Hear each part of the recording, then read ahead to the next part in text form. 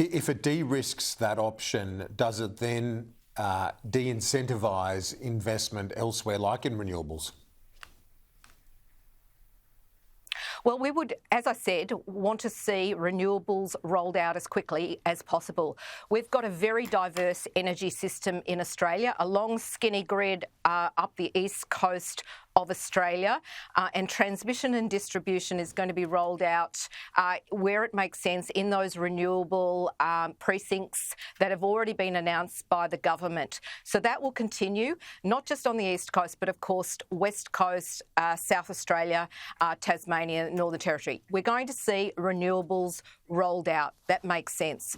But we need also gas to be firming that and replacing what are old assets, old coal-fired power assets that have actually come to the end of their life, that are now being heavily subsidised. And I can point to two, Eraring at $450 million over 2 years in New South Wales.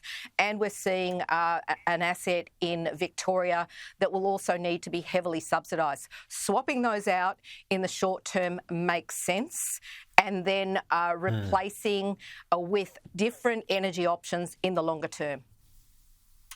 It's really interesting hearing your reaction, Tania, because it doesn't sound like you're saying it shouldn't be either or when it comes to the Labor or coalition approach. It should be both, that we need both, all of it. Absolutely. That's how you get a least cost approach to energy, Kieran. We've seen different announcements on the technologies themselves. What we need to get back on is, what is the end goal? And the end goal is net zero by 2050. It's going to take a range of energy sources to get there. So the pathway that the government has announced already, with some renewables in the system, a lot of renewables in the system, it certainly makes sense. But everyone's forgotten about the need for gas. This is a dash for gas. We need more supply of gas because that's going to firm that renewable capacity in the short term. Then, again, we move on to other energy sources. And there are other energy options over and above what the coalition have put forward on nuclear.